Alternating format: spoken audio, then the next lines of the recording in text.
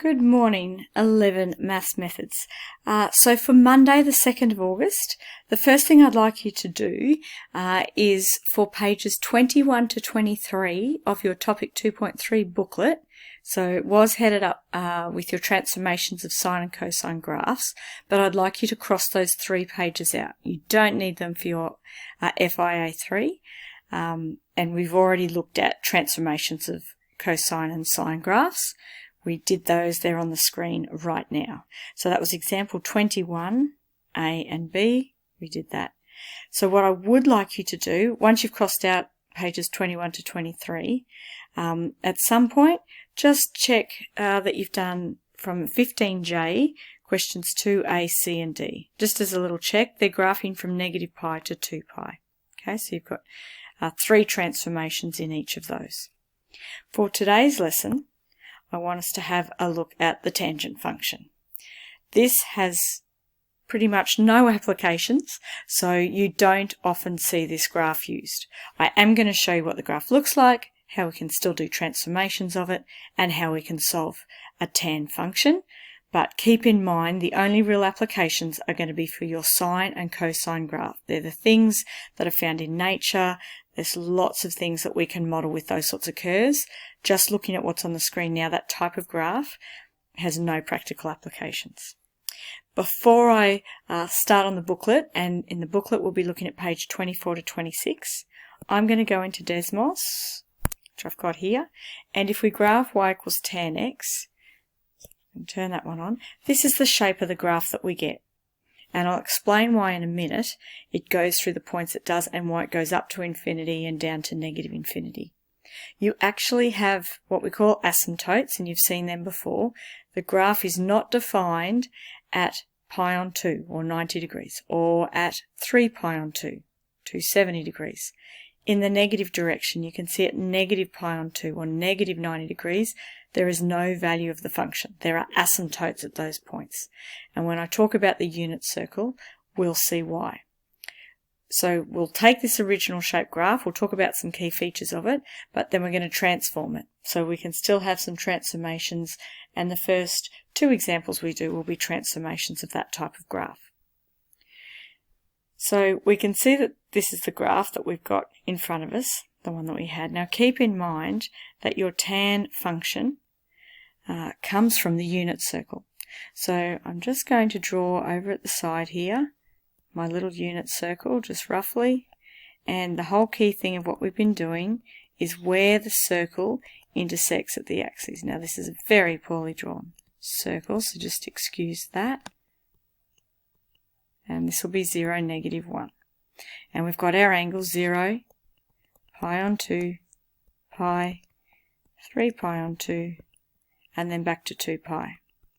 So I said before that the value of the function is undefined at pi on 2 and at 3 pi on 2 on the vertical axis. So at this point here and this point here. So keep in mind tan theta equals y divided by x. And by y and x I mean the y coordinate at those points. So for example, if you wanted, and we might come over to the side here, if you wanted tan of 0 degrees or 0 radians, it would be the y coordinate divided by the x. So if I look at the x and y coordinates at that point, the y value is 0 and the x value is 1. So tan of 0 degrees or 0 radians is just 0. However, by the time you get up on the axis at 90 degrees, tan pi on 2, it's the y coordinate divided by the x coordinate. And you cannot divide by 0, so it's not possible. That's why we get an asymptote. And the same thing will happen when you go around to 3 pi on 2 or 270 degrees. The y coordinate's negative 1, but you cannot divide by 0. Not possible. So the function is undefined at those points. So back at this curve here, this is 0, so we just worked out it's passing through 0. And then at pi on 2, at this value here, we have an asymptote. So you've got your vertical line that the curve will never touch. And then you have the same thing repeating at 270 degrees or 3 pi on 2, 5 pi on 2, Okay, so multiples of 90 degrees or multiples of pi on 2. So in one direction, it's starting to increase and approach infinity, but in the other direction, it's increasing negative infinity. And it just repeats this pattern. The period, or the time taken for one cycle, because it is a periodic function, we have the same part of the curve and it keeps repeating over time. But if we have a look at in here, this distance here is the period, how long it takes to complete one cycle, it's only going to be pi radians. With sine and cos it was 2 pi. So further down where you've got this section, I'll get rid of that part, you've got the graph of y equals a tan bx. That's what I've called it. Then the period, the other thing that's highlighted here, period is usually pi, but if there's a number in front of x, you'll divide by that. So instead of using the 2 pi on b, it's pi on b, because for the original graph, the period is just going to be pi radians. So let's have a look at combining our transformations with our graph for tan x. So in example 23, we want a graph from negative pi up to pi, and we've got two transformations happening here. We've got a equals 3 tan 2x. So a is still 3, which is your amplitude, so we know that we've got a dilation of factor 3 from the x-axis. So you're stretching it vertically like we did before. However, because it's going to infinity and negative infinity, it's not quite as obvious. And your b value is 2. So that means that our period will have changed, but it's not 2 pi divided by b, it's just pi divided by b. So in this case, our period is pi on 2. That's how long it's going to take us to complete one cycle. Now we've been asked up here to graph x between negative pi and pi. So I've gone 4 markings. This is going to be pi, and in the other direction, negative pi. So half of this is pi on 2, and half of that one's negative pi on 2. So I could put in the pi on 4 and so on. I'm going to save that for a second. I know that it takes pi on 2 radians to complete a full revolution. So what's actually going to happen in this one is I'm going to end up with an asymptote here at pi on 4. So I'm going to draw that in with my green dotted line, and then I'm going to have another one, and you'll notice that in between each of these dotted lines will be a distance of pi on 2, which gives me my period. And we've got a graph all the way to here, so I'll add another one on this side.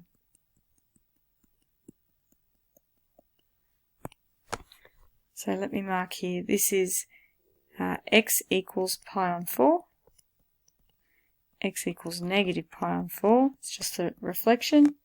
This will be x equals, so there's 1 pi on 4, 2 pi on 4, this will be 3 pi on 4, and this one will be x equals negative 3 pi on 4. So my curve is still starting at 0 and it's going up towards infinity, it's just that it's getting there much faster, and in the other direction it's going down towards negative infinity. So all I'm going to be doing is showing this part of the graph, and I've got to go up to pi, so I'll need this section.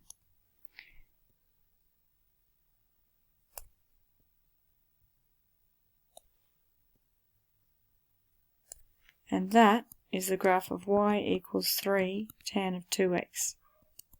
So the original shape is not that up and down like a tide height type curve, it's the tan curve. The amplitudes, a equals 3, so we're stretching at 3, it's just getting larger, much faster. And our period is now 90, is now pi on 2 to complete a cycle. Let's keep going and have a look at this second one. We've got y equals negative, so this will reflect our graph in the x-axis. So if we list what we know, the negative is telling me that we're going to have a reflection in the x-axis.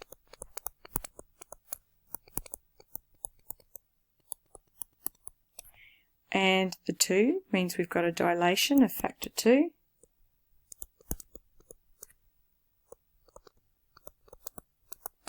From the x-axis. like before. And our period is going to be not 2 pi, pi divided by the value of 3. Because it's pi on b, so it's going to be pi on 3. So these are like my 3 transformations. So now if we go and graph this, what I'm going to get you to do when you draw up your axes is that we're going to mark this one as pi on 3, and we'll have negative pi on 3 in this direction, and this will make this 2 pi on 3. In the other direction, negative 2 pi on 3. So I'm going to put my asymptote in next, and it is going to happen halfway along, so it's going to happen here at pi on 6.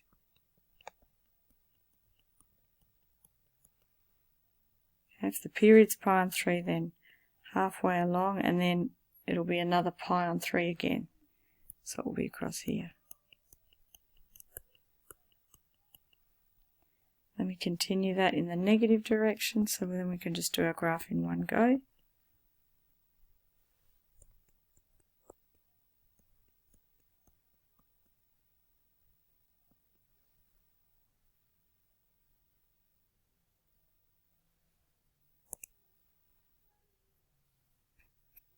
And let's label this. So this is my x equals pi on 6. 1 pi on 6, 2 pi on 6. This will be 3 pi on 6, which is the same as pi on 2. 4 pi on 6. Oh, I've missed my...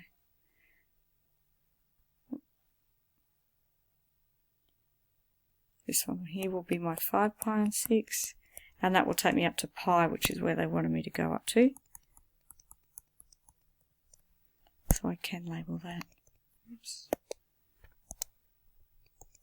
And just check that I've done the same in the other direction. I need one more asymptote over here.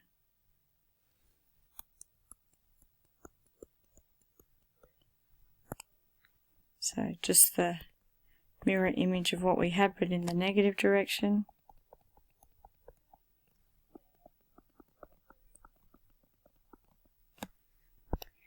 And we're going to put the same shape curve in. The only thing is we have flipped it upside down. So it still goes through 0, 0, but instead of going from left to right and going up, we're actually coming this way.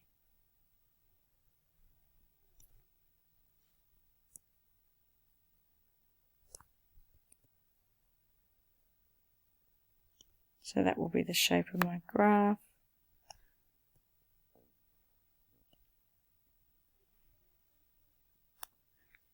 Just got to be careful that I'm not actually touching that line. It is an asymptote. I'm getting closer and closer, but I'd never actually touch it.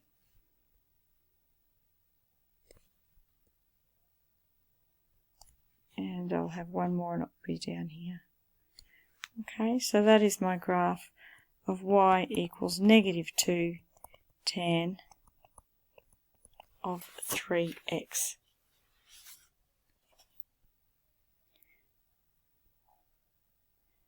So these are two graphs. As I said, we don't often use them as an application because they have no relevance. I'm going to finish there. The next little video will be on how to solve them, which is very similar again to what we did with our sine and with our cosine.